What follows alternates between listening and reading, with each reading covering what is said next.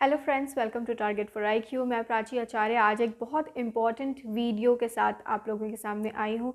आज हम बात करने वाले हैं एक बहुत महत्वपूर्ण चीज़ के बारे में, art of reading the judgment. जैसे हम बात करते हैं कि जजमेंट पढ़ने की क्या इम्पोर्टेंस है।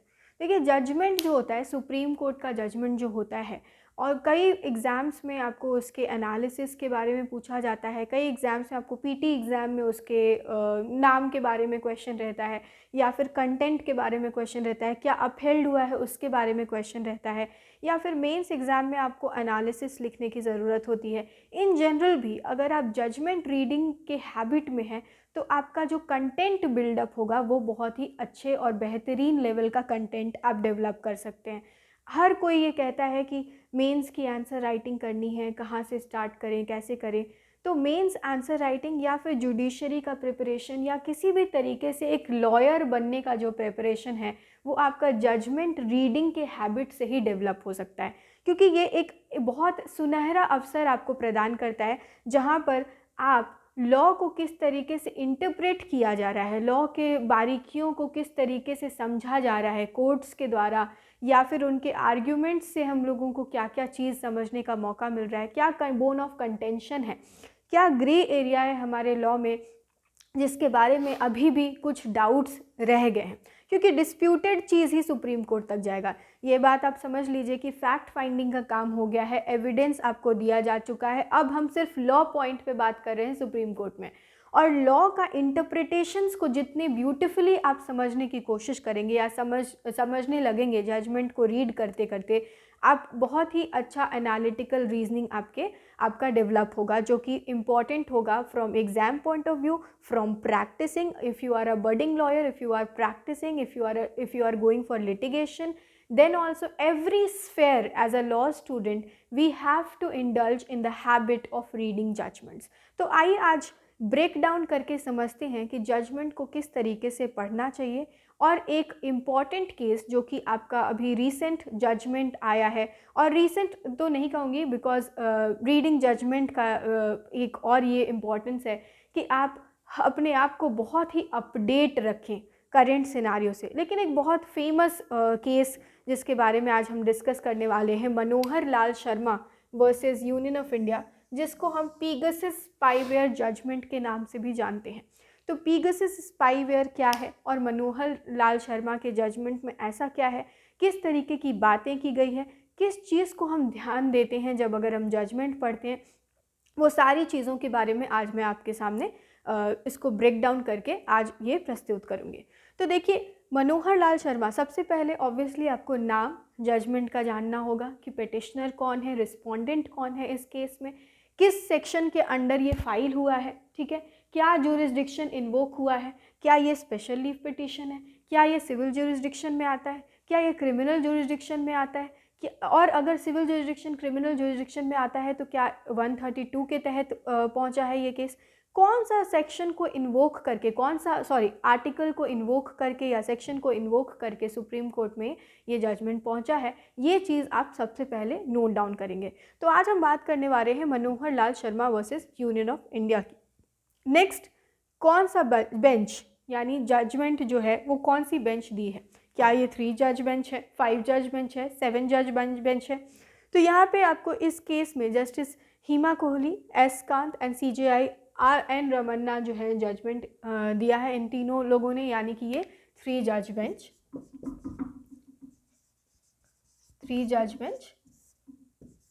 बनता है, ठीक है।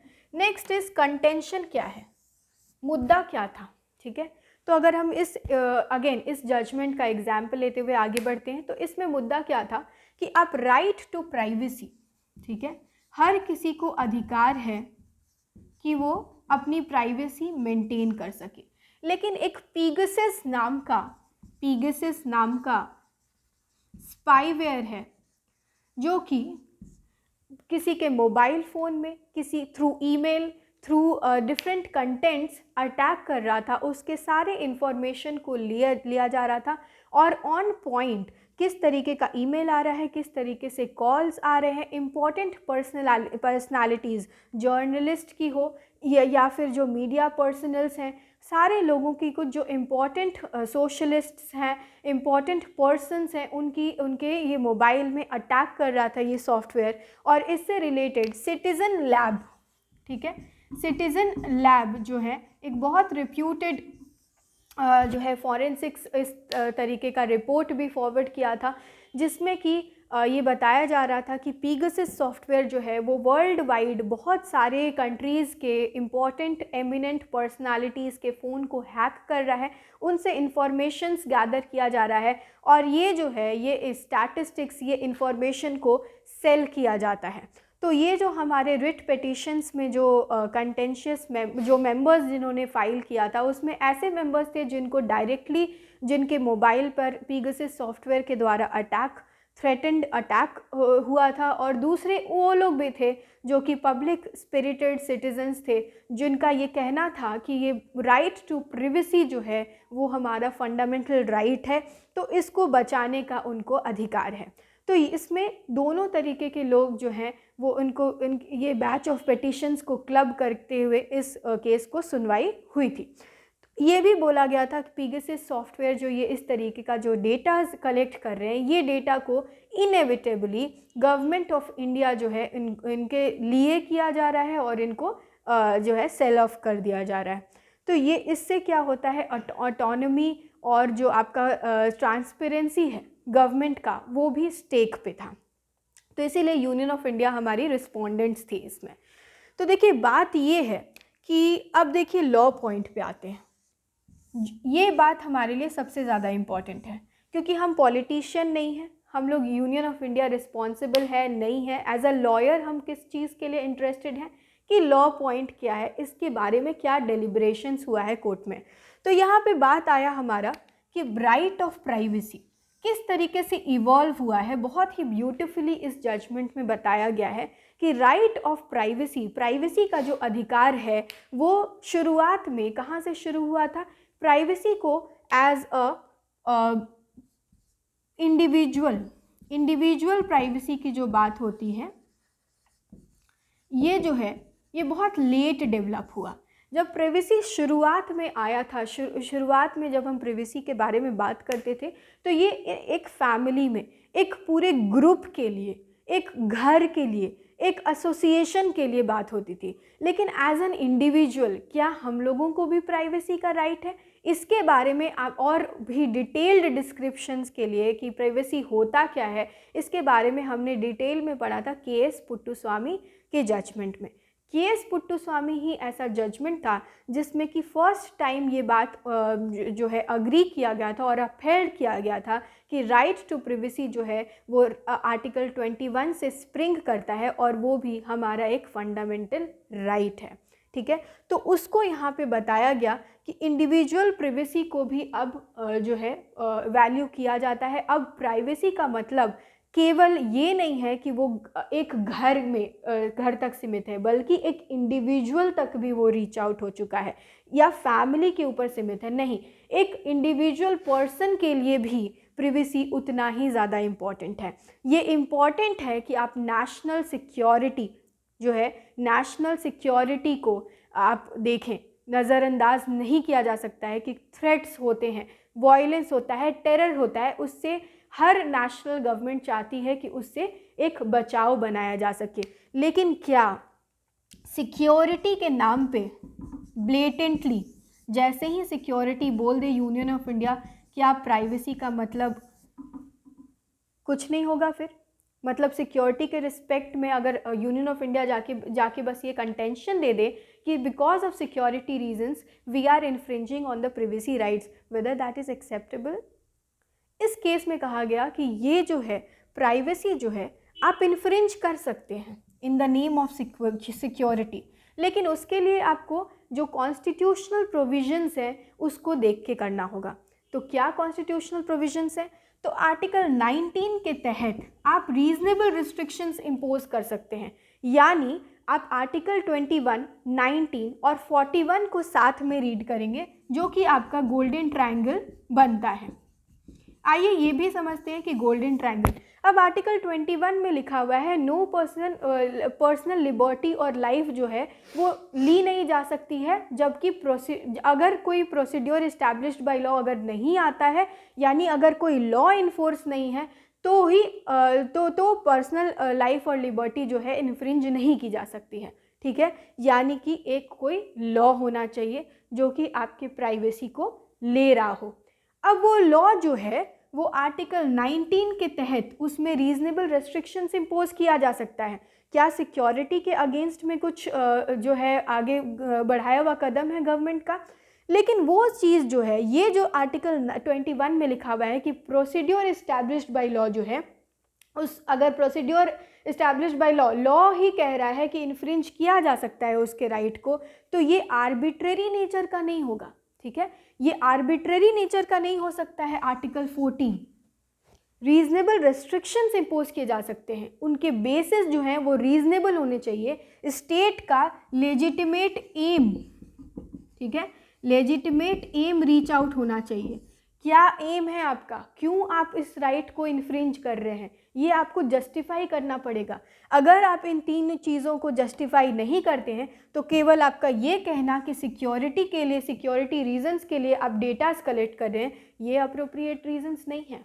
ठीक है, तो यूनियन ऑफ इंडिया को कई बार ये कहा गया कि आप जस्टिफाई करिए आपके पोजीशन को कि आपने पीगासस जो स्पाईवेयर है उसके अगेंस्ट में ये इन्फॉर्मेशन जब आपको पता चली कि इस तरीके का कोई सॉफ्टवेयर है जो कि डेटा को हैक कर रहा है इंपॉर्टेंट पर्सनालिटीज़ का, आपने क्या स्टेप लिया। तो यूनियन ऑफ गवर्नमेंट का कहना ये है रिस्पोंडेंट्स का कि ये सिक्योरिटी रीजंस के कारण वो इस बात को बता नहीं सकते हैं। तो हमारे जो बेंच हैं उनका कहना है कि केवल ये कहना कि सिक्योरिटी रीजंस के कारण आप ये बता नहीं सकते हैं, ये जस्टिफाइड रीज़न नहीं है। आपको ये तीनों प्रिंसिपल को फॉलो करना है जो कि K S Puttaswamy versus union of India के केस में बताया गया है, जो कि आपका आर्टिकल 19, 14 और 21 को फुलफिल करने वाला रीजनेबल रेस्ट्रिक्शंस ही इम्पोज किया जा सकता है in terms of invoking security of the state. तो ये पूरा जो आपका एक इम्पॉर्टेंट चीज़ है उसको समझ पाना और उनके आर्ग्यूमेंट्स को समझना कि स्टेट का क्या आर्ग्यूमेंट है, दूसरे पार्टी का क्या आर्ग्यूमेंट है, ये बहुत इम्पॉर्टेंट हो जाता है। तो यहाँ पे जो है आपका जो ऑपरेटिव पार्ट भी जो बनता है, यानी जो अपहोल्ड किया गया है बाय द जस्टिसेस, ये है कि एक्सपर्ट इन्वेस्टिगेटिंग कमिटी, जो टेक्निकल एक्सपर्ट कमिटी है, उनको फॉर्म किया गया है। और आर.वी. रविंद्रन जो है, जस्टिस आर.वी. रविंद्रन, वो इस चीज़ को हेड करेंगे और 3 टेक्निकल एक्सपर्ट्स उसमें जो होंगे वो उनके हाथ में ये दिया गया है कि वो इस पूरे मामले को अच्छे से तहकीकात करके ये पता करें कि इस पूरे मामले में पीगासस का क्या है और क्या किस तरीके से इसमें डेटास को हैक किया जा रहा है, इसमें किस तरीके से गवर्नमेंट की इन्वॉल्वमेंट है, क्या राइट टू प्रिवेसी को एक्सटेंड किया जा सकता है कि वो सिक्योरिटी तक इन्फ्रिंज करे, या किस तरीके से बैलेंस किया जा सकता है इंटरेस्ट को। ये पूरी रिपोर्ट जो है वो एक्सपर्ट कमेटी अब बना रही है। तो ये देखिए, आप आर्ग्यूमेंट्स देखें, दूसरी तरफ से ये स्टेट की तरफ से आया कि भाई सिक्योरिटी के नाम पे आप जो है इसको यहाँ पे एंड कर दीजिए, यहाँ पे आपका प्रेरोगेटिव नहीं है, ये सिक्योरिटी ऑफ स्टेट पे आ जाता है। यूनियन ऑफ गवर्नमेंट का यही कहना था। दूसरी तरफ इनका कहना है कि प्राइवेसी इंपॉर्टेंट है, प्राइवेसी हमारा आर्टिकल 21 का से स्प्रिंग होता है, ये हमारा फंडामेंटल राइट है, और अगर गवर्नमेंट स्पिल नहीं करेगी, अगर गवर्नमेंट इन्फॉर्मेशन नहीं देगी तो आर्टिकल 32 का कोई मतलब नहीं रह जाएगा। अगर आर्टिकल 32 क्या है कि आपका फंडामेंटल राइट वायलेशन के अगेंस्ट में आप सुप्रीम कोर्ट डायरेक्टली जा सकते हैं।